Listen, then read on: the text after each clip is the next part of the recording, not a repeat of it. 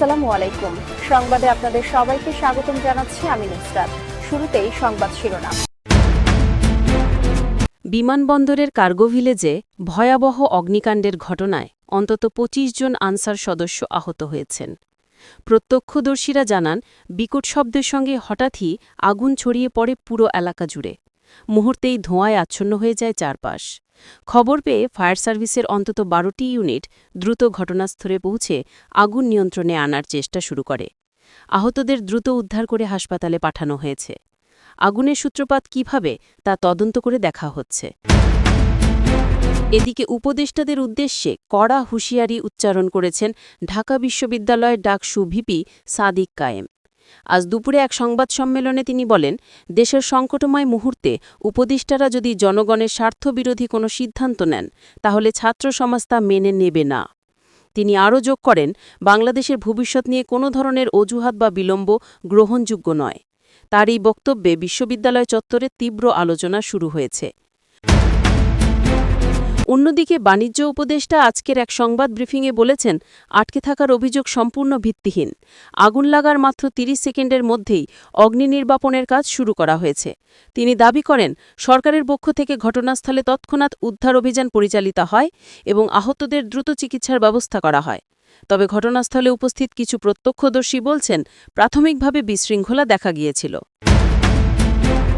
আন্তর্জাতিক অঙ্গনে উত্তেজনা আবারও চরমে উঠেছে। যুক্তরাষ্ট্র দাবি করেছে, গাজাবাসীর ওপর নতুন করে হামলা চালাতে পারে হামাস, এমন বিশ্বাসযোগ্য তথ্য তাদের হাতে রয়েছে। ওয়াশিংটন জানিয়েছে, মধ্যপ্রাচ্যে পরিস্থিতি ঘিরে উচ্চ সতর্কতা জারি করা হয়েছে এবং প্রয়োজনে তাৎক্ষণিক পদক্ষেপের জন্য সেনা প্রস্তুত রাখা হয়েছে। অন্যদিকে হামাস এই দাবি অস্বীকার করে বলেছে, এটি ইসরায়েলের নতুন কূটনৈতিক প্রচারণা মাত্র। এতক্ষণ শুনলেন সংবাদ শিরোনাম, এবার বিস্তারিত। বিমানবন্দরের কার্গো ভিলেজে ভয়াবহ অগ্নিকাণ্ডের ঘটনাটি পুরো রাজধানীকে স্তব্ধ করে দিয়েছে। রাতের গভীরে হঠাৎ বিস্ফোরণের মতো শব্দে চারপাশ কেঁপে ওঠে। মুহূর্তের মধ্যেই আগুন ছড়িয়ে পড়ে গুদামঘরের এক প্রান্ত থেকে আরেক প্রান্তে।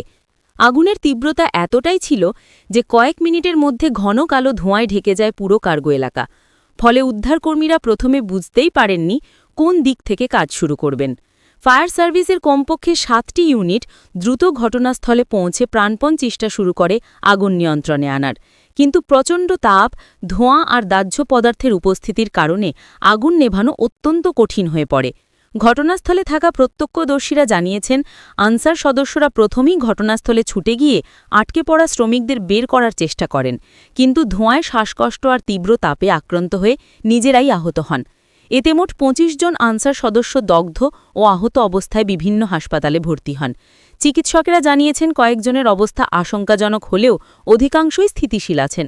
বিমানবন্দর কর্তৃপক্ষ জানিয়েছে, আগুনের উৎস এখনও নিশ্চিতভাবে জানা যায়নি, তবে প্রাথমিকভাবে বৈদ্যুতিক শর্ট সার্কিট বা রাসায়নিক পদার্থের সংস্পর্শ থেকে এই অগ্নিকাণ্ড ঘটতে পারে বলে ধারণা করা হচ্ছে।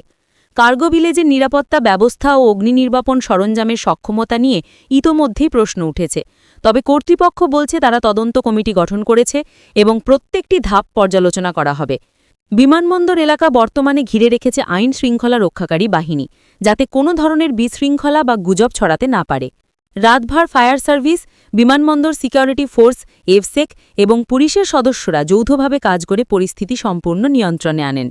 এদিকে এই ঘটনার পর দেশের অন্যতম ব্যস্ততম পরিবহন কেন্দ্রে এমন অগ্নিকাণ্ড কিভাবে ঘটল তা নিয়ে সাধারণ মানুষের মধ্যে উদ্বেগ ছড়িয়ে পড়েছে। এদিকে দেশের রাজনৈতিক অঙ্গনে নতুন আলোচনার জন্ম দিয়েছেন ঢাকা বিশ্ববিদ্যালয়ের ডাকসু ভিপি সাদিক কায়েম। তিনি বিশ্ববিদ্যালয় ক্যাম্পাসে আয়োজিত এক সমাবেশে বলেন, উপদেষ্টারা যদি জনগণের কণ্ঠকে উপেক্ষা করে বিদেশি চাপ বা গোপন স্বার্থে পরিচালিত হন, তবে মনে রাখবেন, বাংলাদেশের তরুণ সমাজ আর চুপ করে বসে থাকবে না। তারই বক্তব্য মুহূর্তেই সামাজিক যোগাযোগ মাধ্যমে ভাইরাল হয়ে পড়ে। তিনি স্পষ্টভাবে বলেন, দেশের স্বাধীনতা, সার্বভৌমত্ব আর জনগণের অধিকার নিয়ে কোনো খেলা আমরা সহ্য করব না। উপদেষ্টাদের উচিত জনগণের কাছে জবাবদিহি করা, কারণ এই দেশ জনগণের, কোনো গোষ্ঠীর নয়। তিনি আরও বলেন, দেশের যুব সমাজ এখন জেগে উঠেছে, তারা জানে কারা দেশের পক্ষে কাজ করছে আর কারা বিদেশি স্বার্থে দেশ বিক্রি করে দিচ্ছে। সাদিক কায়েম তার বক্তব্যে ১৯৭১ সালের মুক্তিযুদ্ধের উদাহরণ টেনে বলেন, এই দেশের মাটিতে স্বাধীনতার ইতিহাস লেখা হয়েছে তরুণদের রক্তে, তাই তরুণদের কণ্ঠ রুদ্ধ করে কোনো সিদ্ধান্ত জনগণের মধ্যে গ্রহণযোগ্য করা যাবে না। তিনি সরকারের উপদেষ্টাদের সতর্ক করে বলেন, এখনও সময় আছে, জনগণের পাশে দাঁড়ান, নয়তো ইতিহাস আপনাদের ক্ষমা করবে না। অনুষ্ঠানের শেষে তিনি শিক্ষার্থীদের উদ্দেশ্যে আহ্বান জানান, এই দেশটা আমরা গড়েছি, আমরা রক্ষা করব, এখনই সময় অন্যায়ের বিরুদ্ধে ঐক্যবদ্ধ হওয়ার। তার বক্তৃতা শেষে স্লোগানে মুখর হয়ে ওঠে ক্যাম্পাস, দেশের সিদ্ধান্ত দেশে হবে, বিদেশে নয়। বিমানবন্দরের আগুন নিয়ে ওঠা নানা অভিযোগের জবাবে বাণিজ্য উপদেষ্টা কঠোর ভাষায় প্রতিক্রিয়া জানিয়েছেন।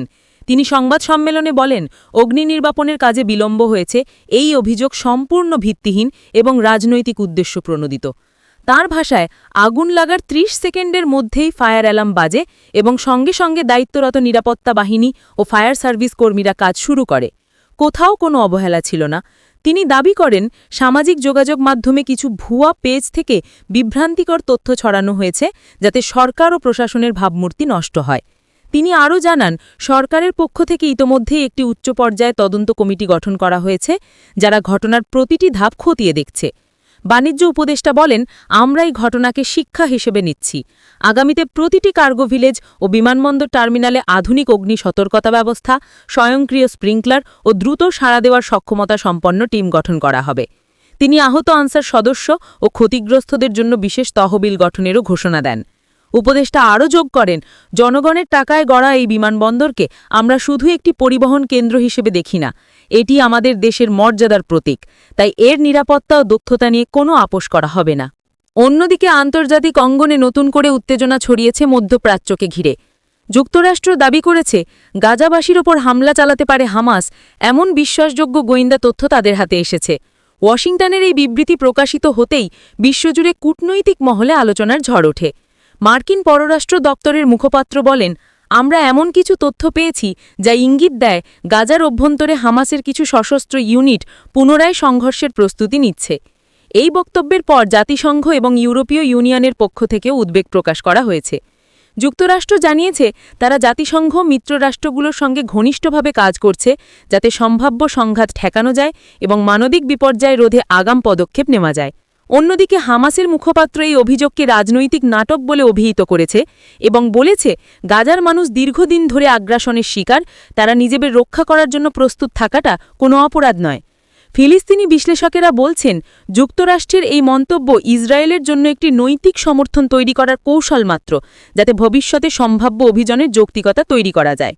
মধ্যপ্রাচ্যের পর্যবেক্ষকরা মনে করছেন, এই বিবৃতির ফলে অঞ্চলটির স্থিতিশীলতা আরও হুমকির মুখে পড়তে পারে, কারণ সামান্য উস্কানিতেই পুনরায় সংঘাত শুরু হওয়ার আশঙ্কা দেখা দিয়েছে। গাজার সীমান্তে ইতোমধ্যেই বাড়ানো হয়েছে নিরাপত্তা, জোরদার করা হয়েছে নজরদারি, আর সাধারণ জনগণ আবার আশঙ্কার মধ্যে দিন কাটাচ্ছে, যুদ্ধ কি তবে আবার ফিরে আসছে?